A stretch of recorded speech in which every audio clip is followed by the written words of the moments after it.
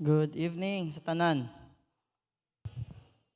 Inayong mo katapad, I am blessed to see you. Indeed, we are gathered here not only to fellowship one with another, but together in one accord to minister to our Lord and Savior, Jesus Christ. Amen. Tonight, I'm not going to preach, but I'm going to teach. And it's more of siguro refresh, para ma-refresh atong memory. It's something that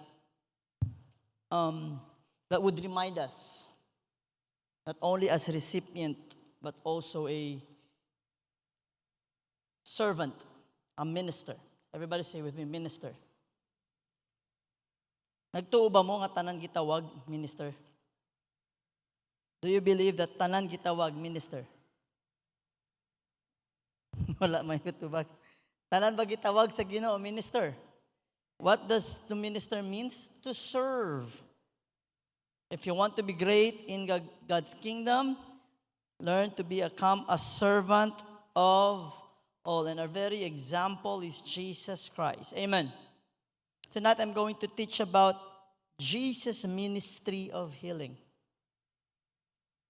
Everybody say healing. Pero karon di na siya healing, ministry of healing. Okay? So before we proceed, let's bow down our head, let's pray. Gracious Heavenly Father, again, Lord, you said in your word, greater things we are going to do because we have the Holy Spirit as you have ascended. And so, Father, we continue to learn more that we may be effective servants, effective ministers, Father. And as we go and study your ministry of healing, that we may, Lord, apply it, Father. Thank you, God, Holy Spirit, be with us, giving us, Lord, a mind that is focused, ears that would listen, and heart that would receive, that we may receive your word, not only with joy, but with understanding, oh God. Bless everyone tonight. In Jesus' name, and everybody says, Amen. Okay. Dala niyo po ako overview del ministry of Jesus when it comes to healing. The ministry of Jesus is characterized, ken ba kita attend the Sunday school? So, kosel di aton lesson ara. Last month gali, ministry. Now we are in the mission. Now, when we talk about the ministry of Jesus, this ministry is characterized by the following: teaching, miracles, acts of compassion. Now, beginning with his baptism, kosale una ya ase, akal na Sunday school, kosale una ya ase, yakaba ko nele bautisa, yan, and gather le, yabuskale, disciples, and then, after his baptism, he started the ministry. He preached the good news. Everybody say good news. The good news of the kingdom of God. And he went in different communities. Nuailes kui, aki lang nyo kay aki bale ki, balel kasa ki. Nay, andale in different communities. And then, el disoy enseñanza is focused on love, repentance, and the fulfillment of the law. And normally, ita enseña kay through parables. That's the overview of his ministry. Now, why is it important na siya na healing na disoy mission? Por qué ga? Have we ever asked that question? Por qué?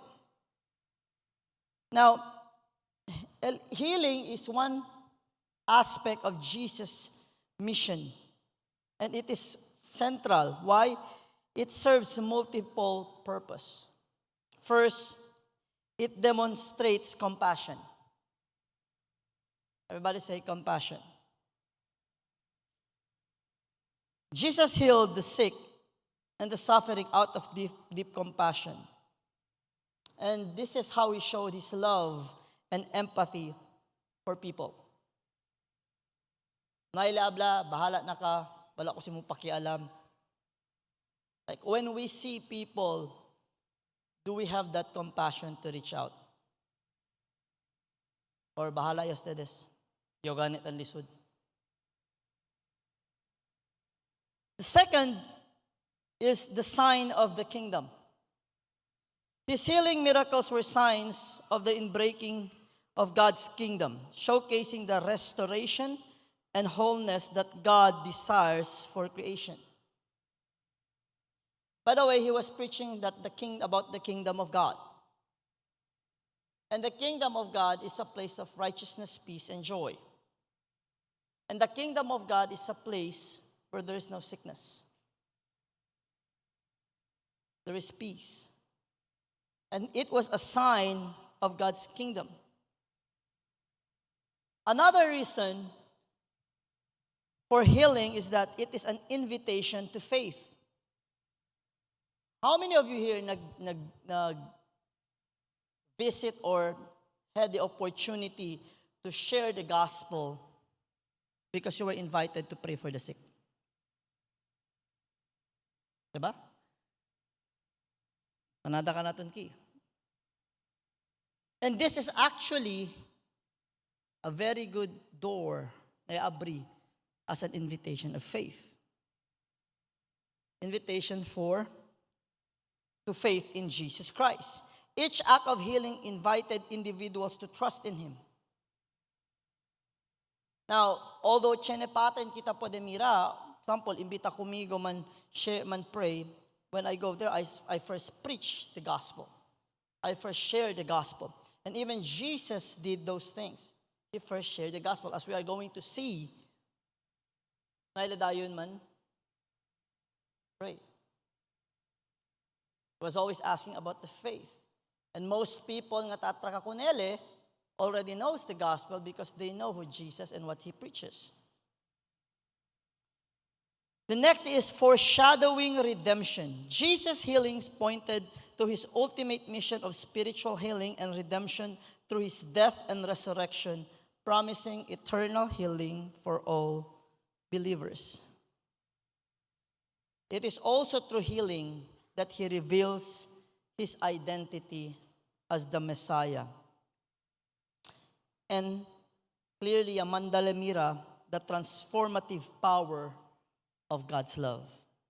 So, quiero decir, when we do this ministry, we do it out of compassion and we do it based na kosa si Lord yaase, and also only through the power of the Holy Spirit. Nothing about us. Amen ba?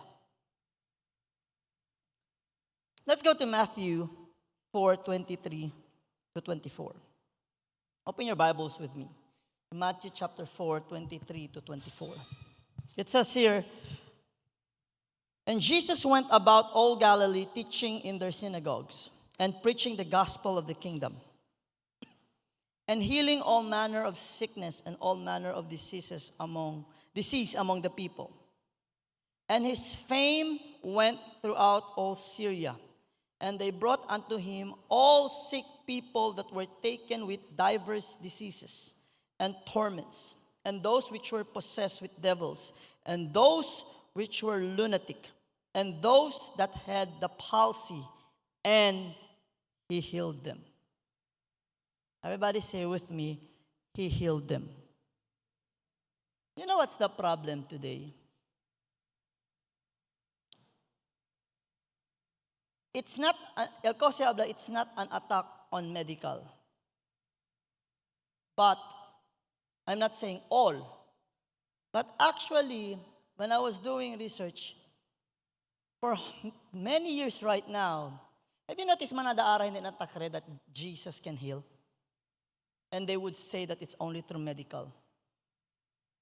And there are people on top na abla contigo and manada Christians standby in na as a healing daw mga grabe dahil healing de antes lang sa kay takya daw kita na 20th century yan sila.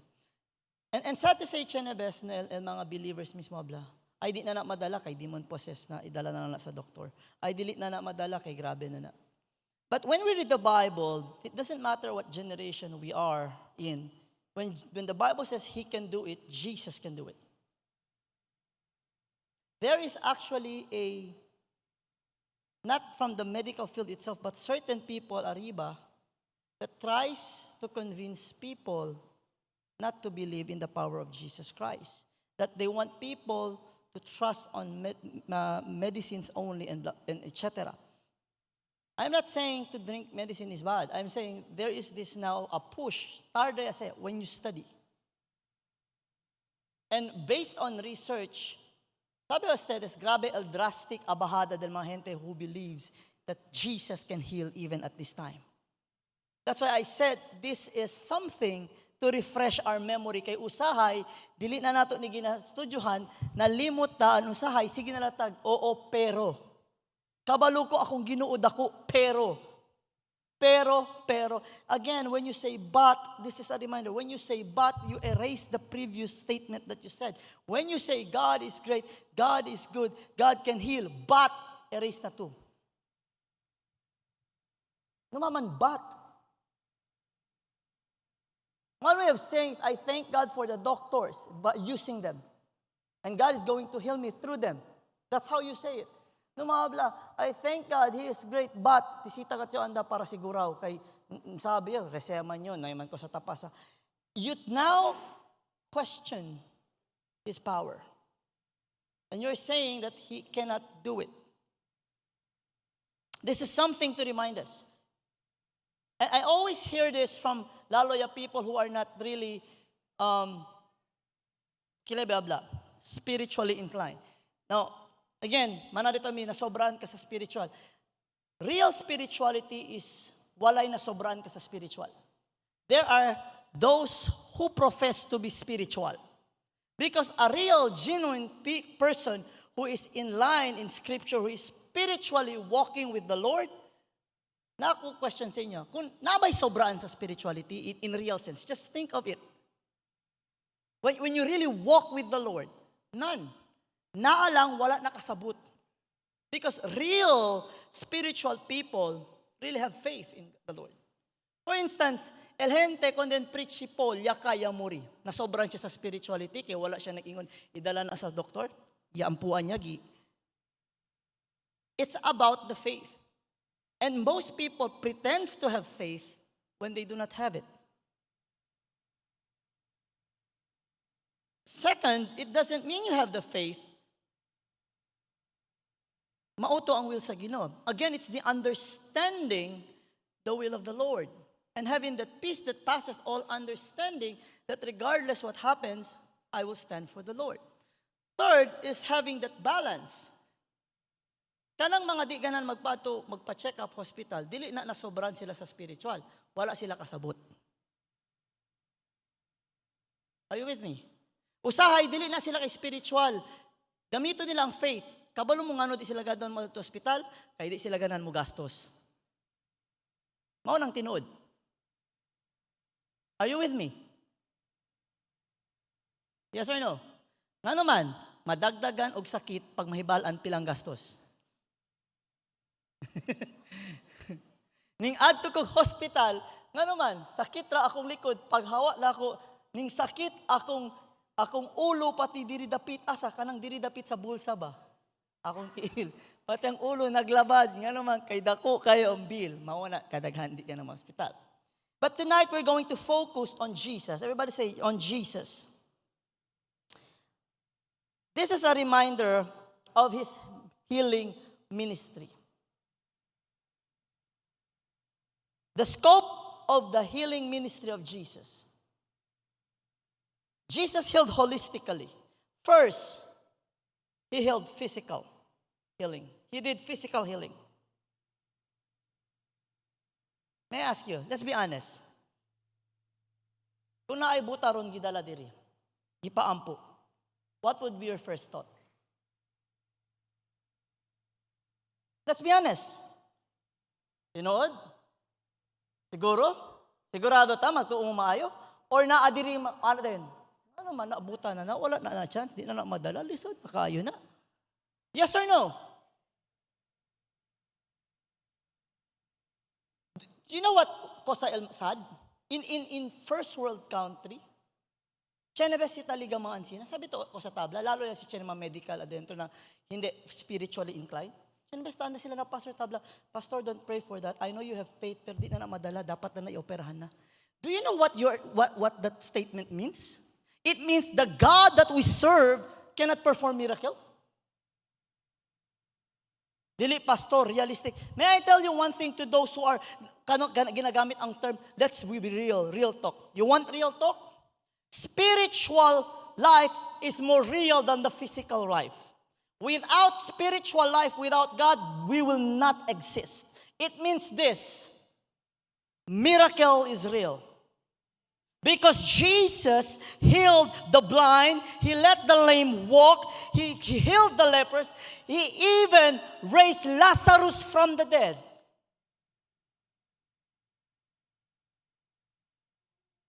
Hello? Sometimes we put our 100% trust in earthly things that are limited, that are changing. Even my nursing book does change kada chene edition. Porque man, chene sila mali, korekta. Like, do you really know na nursing book todo ka correct? Do you know many doctors today in America are quitting being doctors? Do your research. What I'm saying is this. We need to pray for our doctors. We thank God for our doctors. We put our trust in them. But let me remind you, si Chene 100% trust kung ken pone, put it in Jesus Christ. Are we listening? Are we listening? Just look around you, kung sa tapasa. And as a believer of Christ, sakit, usahay, bisag kanilang wali, gusto, OA naman na, dili man na ana. Thank God for the doctors. Wala man ito, gidaot sila. What I am trying to put in your heart today, once again, is a complete trust in the Lord Jesus Christ. Amen ba? Kita nata, Dr. Diri, si Dr. PJ. Oh.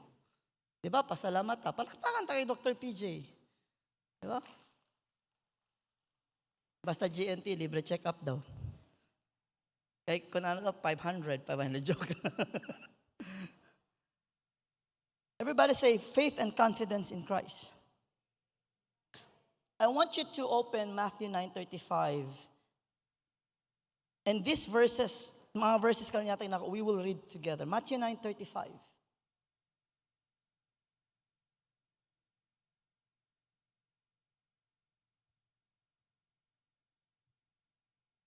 Okay, nana mo diha?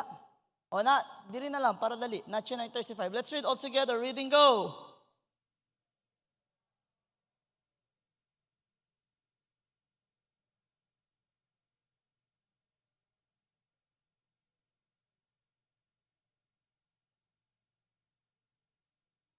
Healing every disease. Napakunodonggan siya, Pastor, ang mga sakit sa una, mas updated daw ang masakit ron. E kung ano man, si Jesus, they updated. Di naman napunin sa kwa, hindi naman kita ni Sisita kay man pray kun Jesus, kay Gulara, leprosy daw, chinya man daw kura. So, hindi naman, ablaan sina. And you know what's sad? These are Christians. That's the reason why it's important for us to be reminded. Let's be honest, pila sa inyo diri usahay gadoubt na kung kaya pa sa Ginoo, una mo'y ma-feel. Like, when you feel pain, what comes into your mind first?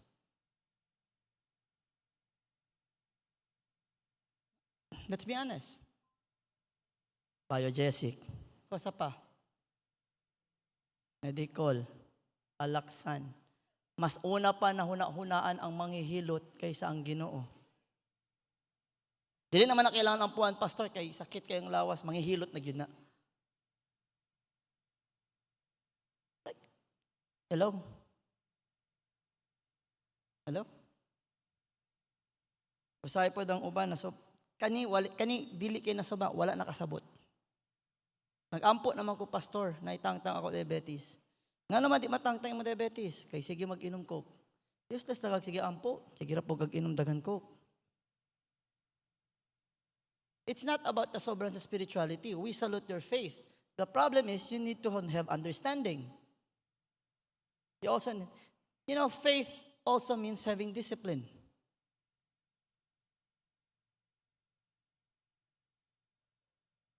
Jesus healed every disease and affliction. Can Jesus heal? If you're feeling something tonight, do you believe that Jesus can heal that thing?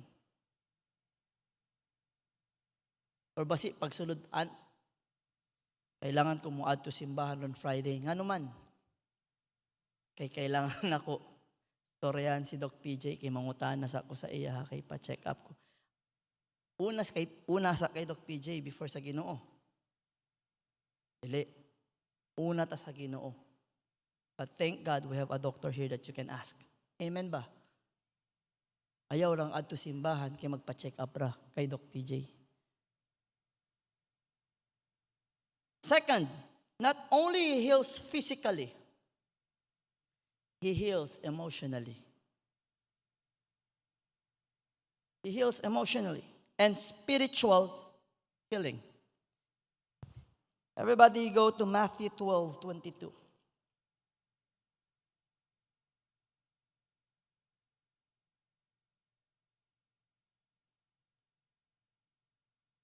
Matthew 12:22. Everybody read, go.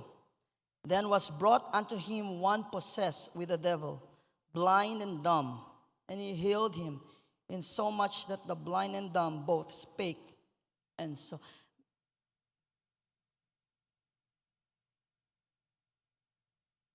Again, kung naagi dala diri buta og kanang apa, gidala diri, example lang. Pastor, i-pray daw. Kung kamo na sa likuran, looking at the pastor, looking at me, calling the council or the elders, praying for that blind and dumb person, what would be your reaction?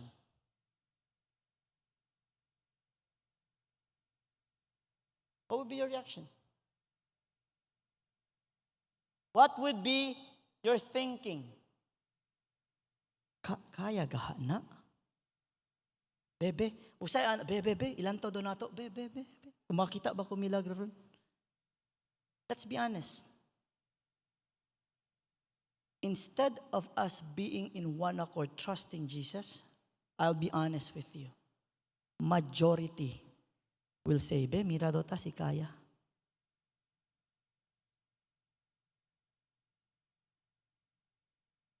Ablay agat yo. Naman abri.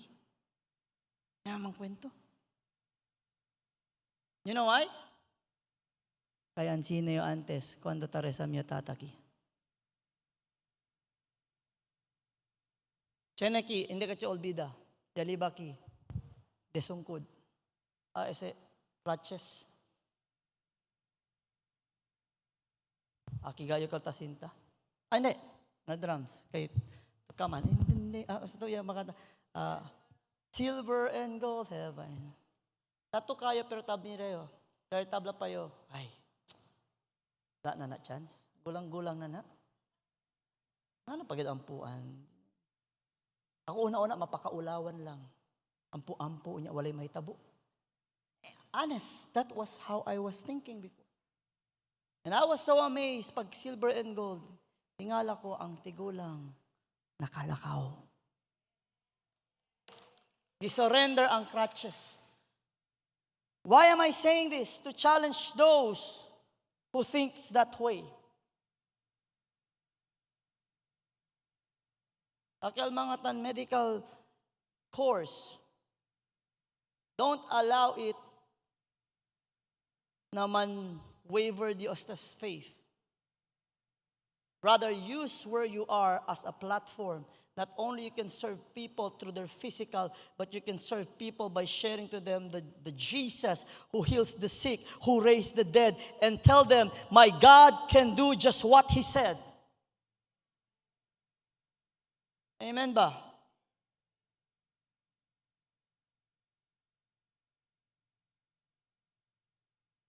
Don't put but when you talk about His power.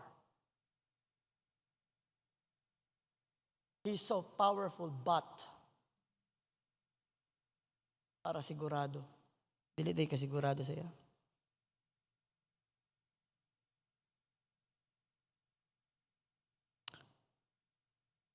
He restores, when you talk about spiritual and emotional, He restored the dignity of the woman who was bleeding for 12 years. Nahurot iyang kwarta. He went to physicians. 12 years.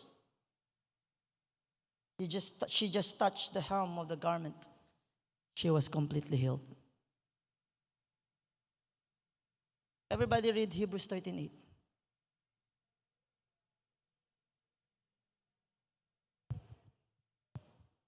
So di na siya moayo ron.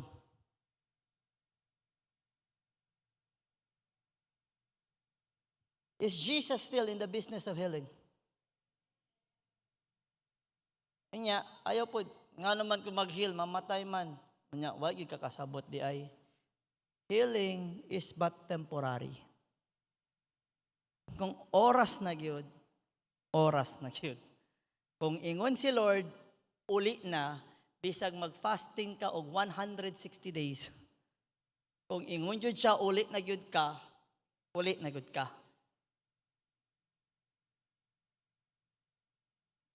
Amen ba? Understand. And this is reality, brethren. We need to understand the ministry of Jesus. We need to understand healing. We need to understand how it is done, the balance of it.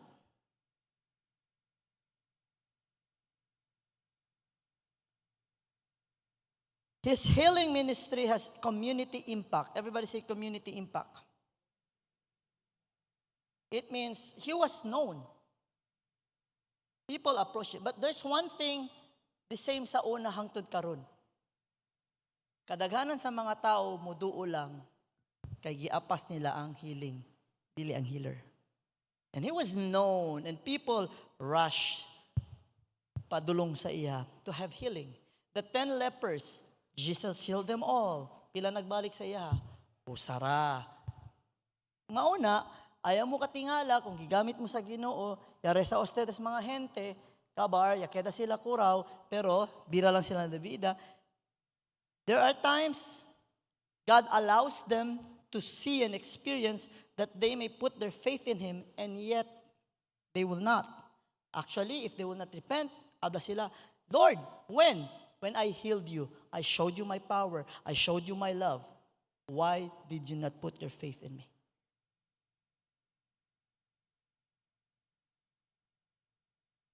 Ngano man nimo wala gihatag ang imong pagtuo, magrepent o believe sa gospel. And that's reality. Ingon gana sila dati sa una, kung tanan ilang giampuan, ng hatag, kinabuhi sa Ginoo, bisag tulhon ning simbahan, dili ta masigo.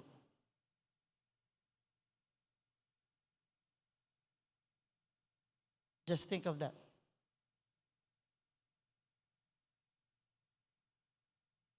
Diba? Pila diri sa inyo nag-ampo nga masakiton nga naayo. Katong giadpuan niya namatay lain to. katong naayo. Oh, pila ang nag-respond, naghatag ilang kinabuhi sa Ginoo. Ayaw mo ka stress. Ayaw mo ka. Inay mo sarili, do not be stressed self.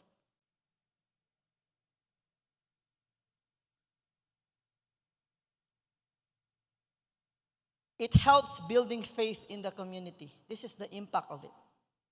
Pero it doesn't mean tanan na ipagtuo. Tanan mo tuo, I mean. But hopefully, they will believe. Hopefully. Dili pastor mo tuyod sila. Again, Jesus was healing people. Gibiyaan gani siya. Right? Panto lang ko nila sige. I mean, it's the same thing today.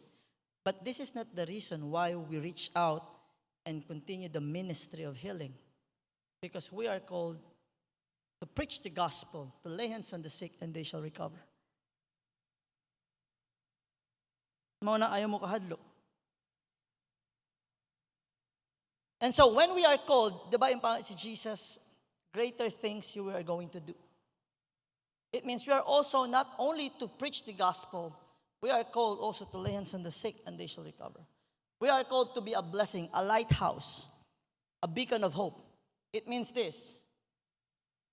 Not always. Don't you ever wonder, Otto, hindi ganito, when you talk about healing, pensaba to physical lang. Kontok bilo ka nato, tiyan kanya atraka because they're depressed and they want to have a chat and pidi kuntigo advice and pidi kuntigo prayer and you were there and after that they were comforted. That's a ministry you're doing. Sabi ba to, Kel? Sabi ba ustedes, Kel? It's a ministry. You are leading and directing them to Jesus Christ. Now, when you give advice, hindi kay ito, as no. Lead them to the Lord. Give them the scripture. Do not give your opinion. Give the word of the Lord. Focus on Jesus Christ, what Christ has done for it. Numa more on what Christ will do, what Christ has already done.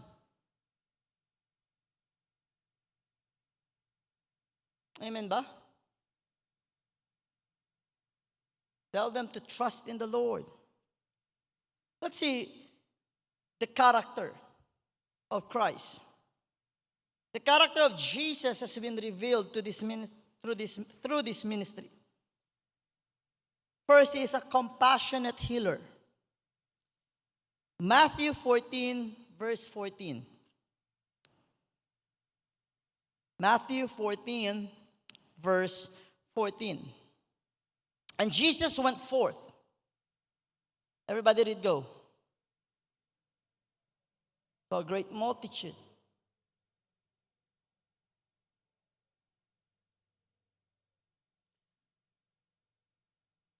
It is compassion that moves him to heal the sick. Are you ready na ko siya the next? It is compassion that will move us to approach people who are sick and pray for them.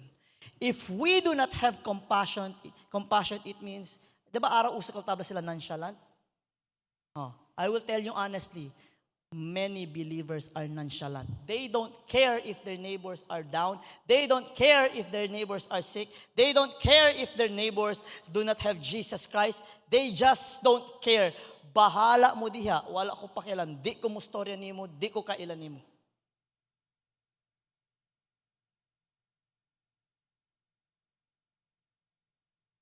Because many professing Christians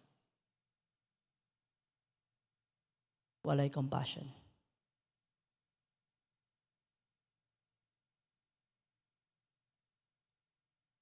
Jesus was moved with compassion.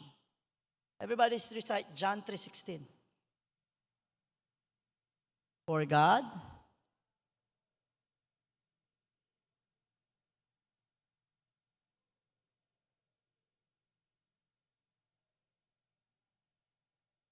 because of his great love, he has given his only begotten Son. It's about his love. And if we are his disciple, we are influenced by Jesus, then we must be filled with compassion. Jesus was so willing to be with the sinners, to touch the untouchable. Maskin mga masakiton, wala siya nagdiri. May laman diri. He was willing. Dili ko ana. Kailan mo diri kay Brad Albarico, no? Yaw ba usted sa kwento di Pastor Alea? Di siya sakitan na di siya laman. Periatra ka siyempre si Mami. Brad, welcome. Then shake hands. Condensed shake hands di siya mano. Entra kayot. Ano na? May I ask you, would you shake the hands?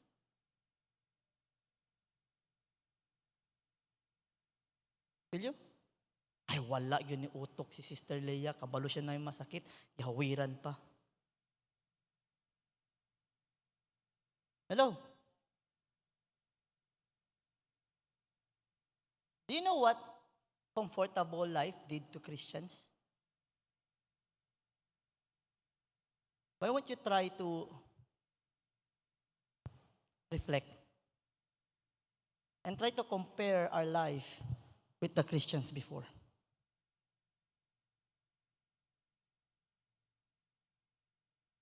You know what Satan has been doing dito sa kalibutan?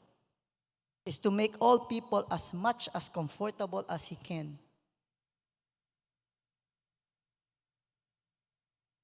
Para si kita man ang comfortability, you will be willing to deny Christ just to have the comfortability of life. In general, yung kaltabla. But just try to think in the smaller details. Hello? Hindi ka taabla, okay lang ka ba ito agar hindi labamano. Hindi ka taabla. Taabla lang niya we must be willing to be dirty just to save the soul. Hindi kay lalasangan dirty. Tanminyo, we must be willing to do the dirty jobs. To go through slum areas. To go through the mountains. To get out from our comfort zone, to win souls for the Lord. Kaya as a ministry, basta komportable. Hindi ka pwede. There is no comfortable ministry in the first place. Willing ko, pastor, basta kompleto tanan. Ha? Tapos ka na kami ara por kami. Mana daw ara, willing man pastor, si grande daw elsen. Ha?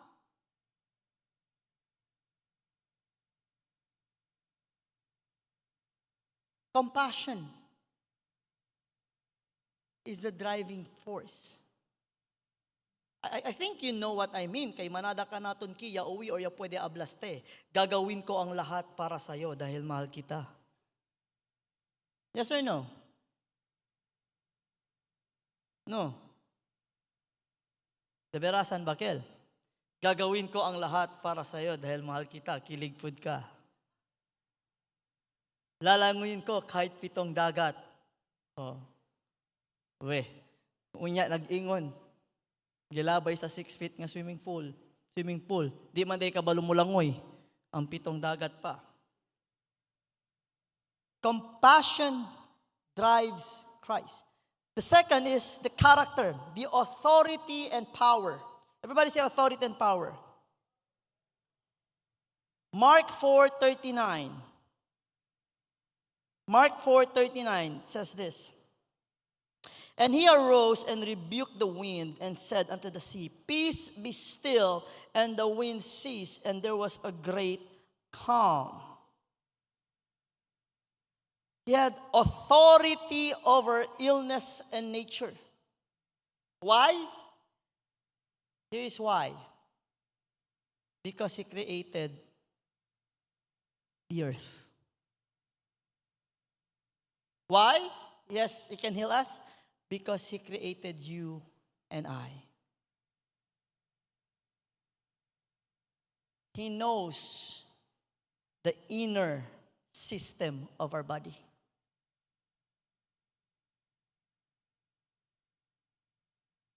Hello? Third, he is inclusive in nature. What do I mean by this? It means, nuwaile kong kente skui. He heals Gentiles and outcasts. He heals Jews, Gentiles. Jesus broke social and religious barriers. How many ka nato? Ay, di ko maampu anak nga naman. Di man na pareho nato.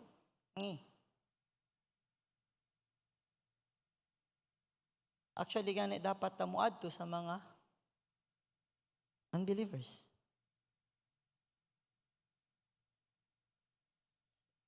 It's not only the physical body ang atapat na to ilang tao. May I tell you, sa school na anak itong mga siga-siga, right? or bisag sa usay sa trabaho, mauna ang binakasaba. You know, normally when you talk to them, heart to heart, you will find out sila ang pinakadako na ay problema. That they're broken inside. And usay, mag-ingon na, wala siya nada, mal kustumbre kat kel. Try to talk to that person, you will find out why. Have you ever tried to reach out to those kind of people?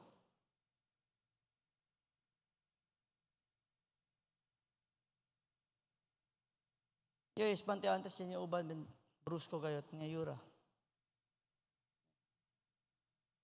Hindi, yura man. Pandang kwento, grande ka lang problema. And I understood, porque lang sina. Amo lang gani, kwando antes, kay college, siyempre, kwento de barkada lang. Nay pa Jesus. Tamparial tamin, man sino. Si ara-era kel, kung Jesus kat era kitan lead ko nele. The point is this. We should not choose or pick and choose kung kailan kita atraka.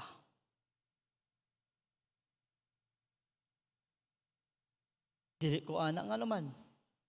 Maawot kayo ng batasan. Si Jesus ba ning ari para sa mga good nga batasan? Or did he come for the worst sinners?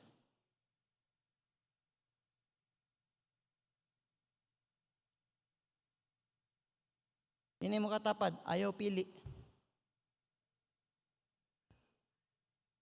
Ayaw pili, ha?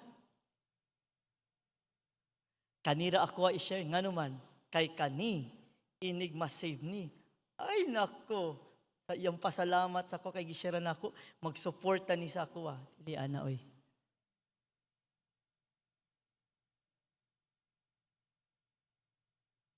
What's the purpose of healing? It is the sign of kingdom of God. Well, in Isaiah 53:5, you will find there, it is the fulfillment of prophecy. It is a glimpse also of eternal restoration. This is the reason why Jesus has his healing ministry. Another purpose is invitation to faith. Everybody say invitation to faith. Healing as a means to deepen faith. In John 11:40, John 11 verse 40.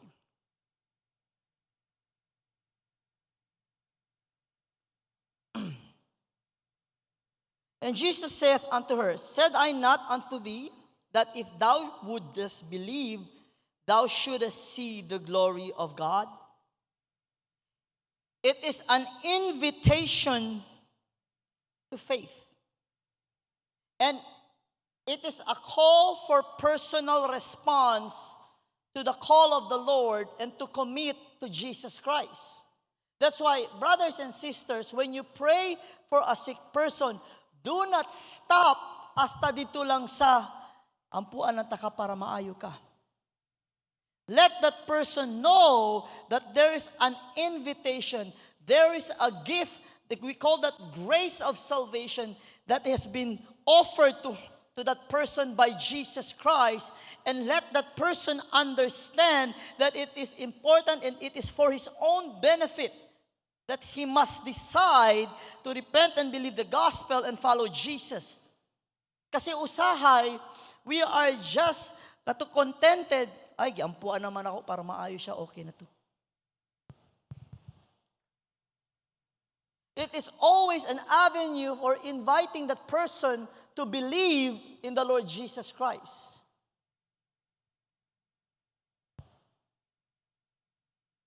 Are you with me?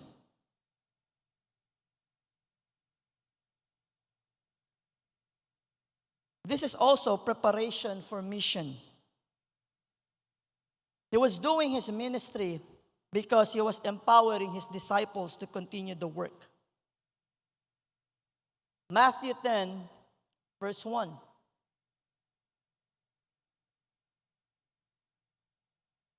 And when he had called unto him his 12 disciples, he gave them power against unclean spirits, to cast them out and to heal all manner of sickness and all manner of diseases.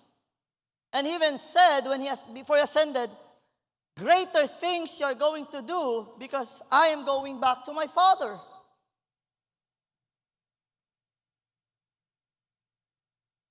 It means we are called to continue this. Hello?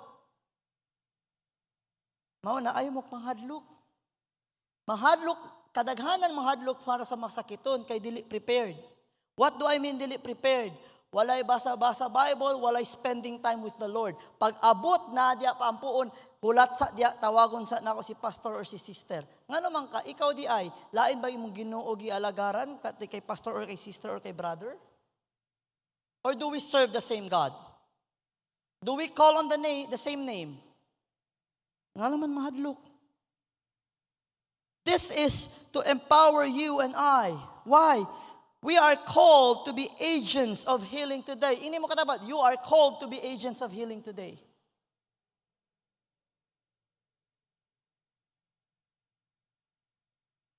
I'll give you the application for today. First, we must recognize our own healing need, our need for healing. Do we need healing? Do we need healing? Unsa kung kwan lang, kung dako ng sakit or ang problema, or even small, even headache, even si ingrown, do we need healing? Oh. Yes, Lord, thank you Lord for healing. Siyempre, tawag kag pedicure. Diba? Dili kay Lord, di na ako niampuan Lord kay pedicurist, dili. Tawag yapon sa Ginoo. In all our ways, we need to acknowledge Him. Why? It is a sign of humility that in everything we do, we need Him. Now, we need to recognize our own healing. It might be physical, it might be mental, it might be spiritual, it might be emotional. It might be financial. Second, after we recognize our own healing, after we humble ourselves before the Lord, and after we experience the grace and the goodness of God, here's the next thing to do. Become instruments of healing in our communities.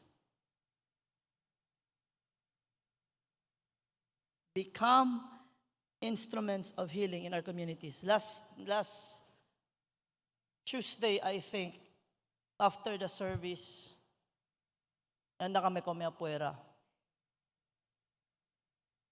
I saw the wife of my friend, Mayo Conoce mi friend. I was seated there, I was waiting. Okay, mga anak, no manle. The last time I saw my friend is na KCC. He was really doing well. Pensaba yo tata del wife de mi friend el Tacintala hombre. Sungkot. Kasi mayor lang kali ko 3 or 4 years. Cuando ya mira yo buenamente, elegale. Ngayle heart problem, pero bigla lang ko niliataka na korason.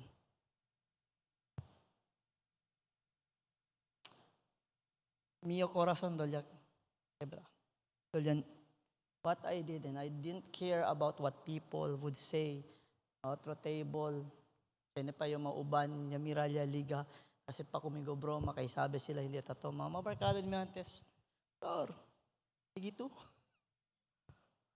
De agwa lang. I went to that person. I was in shock.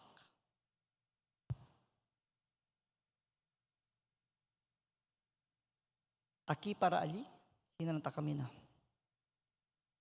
Right there and then I told him, give your life to the Lord.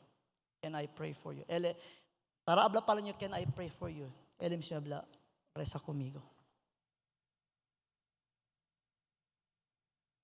Saman to abla, hindi yo resa, makahuya, manadahente.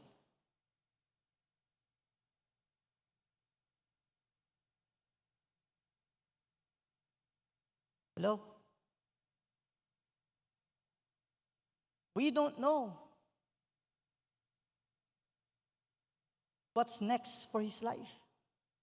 But one thing is important is this: he needs to understand he needs Jesus. Not only for the healing, but he needs Jesus, because all have sinned and come short from the glory of God.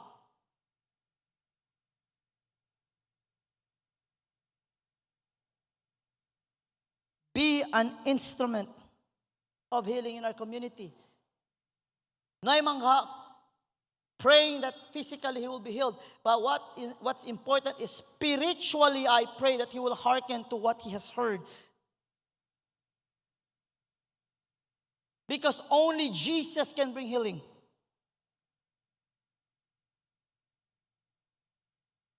And please, this is the next we need to do.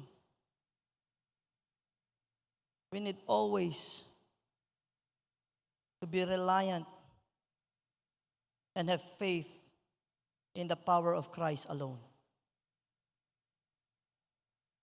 The difference between Christ and us today is this: we pray in the name of Jesus.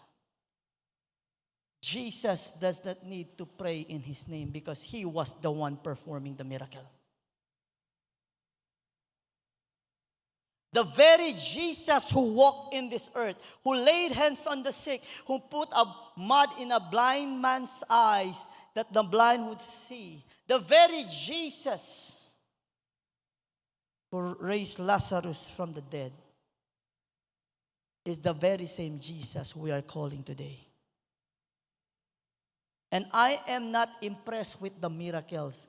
I am impressed with the miracle worker.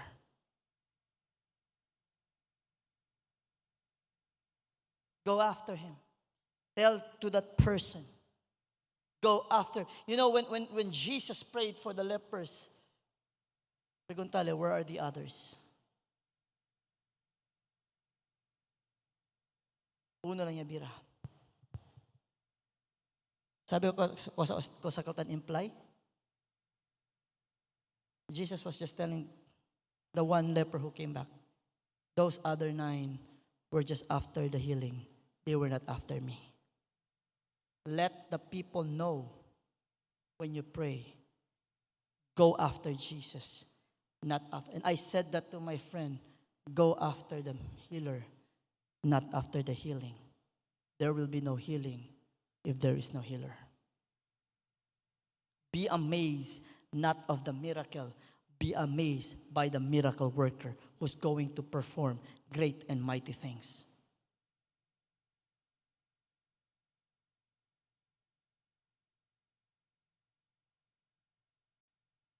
Let us all stand. And I would like to say this to you. And I know el otro, dili ko pastor, mahadlok ko. And in reality, naadiri sa mga atua, mahadlok mo ampu para masakiton. Usahay kung pampuon, magtulak kay, ikaw ra. I know there is like gift of healing. And normally, sa mga Bible schools and sa mga Sunday schools, ang nanima questions, kinsa lang pwede mag-ampo, pastor, katunayan lang mga gift of healing? Huh? There are people really who has the gift of healing. But may I tell you, kinsa makaampo para sa masakiton? Kinsa? Dili sa simbahan ron, kinsa pwede mag-ampo sa masakiton? I cannot hear you. That's why, embrace Jesus as our healer and share his love, and embrace your ministry as an agent of healing in our community. Hindi mo katapad, embrace your calling.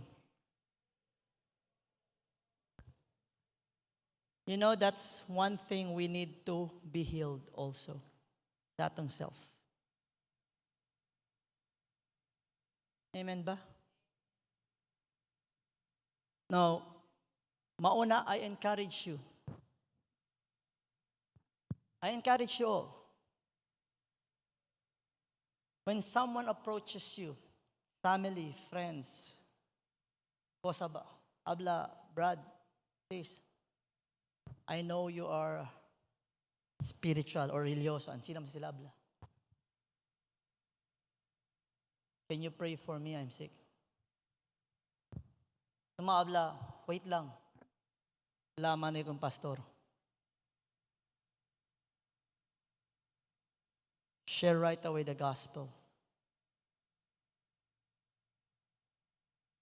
Let them realize why they need Jesus. First and foremost is about our spiritual. Then pray for them. Then let them understand na lumalaman after na healing, but go after the healer. Embrace that. Because I believe, I can feel it, that God is going to use you. Numa ustedes mantaka. If all of a sudden people will just approach you. Lead them first to Christ. I am proud a GNT family. That every time I speak with people, one-on-one or manada, the first thing I boast about is not GNT. I boast about Jesus. Don't forget that. Kasi Chenebes, naipayabla Jesus, iglesia kita una taabla. They will just ask si onde tu. But I encourage you to embrace your calling. Hallelujah. Say with me, thank you, Lord, for this privilege, for you have called me not only to be your child, but Father, you have called me to be an agent of reconciliation, of healing. You have called me to do this ministry, the very ministry that you have started. Thank you, Lord, only by your grace. Help me to embrace it, that whatever happens, I will do what you have called me to do.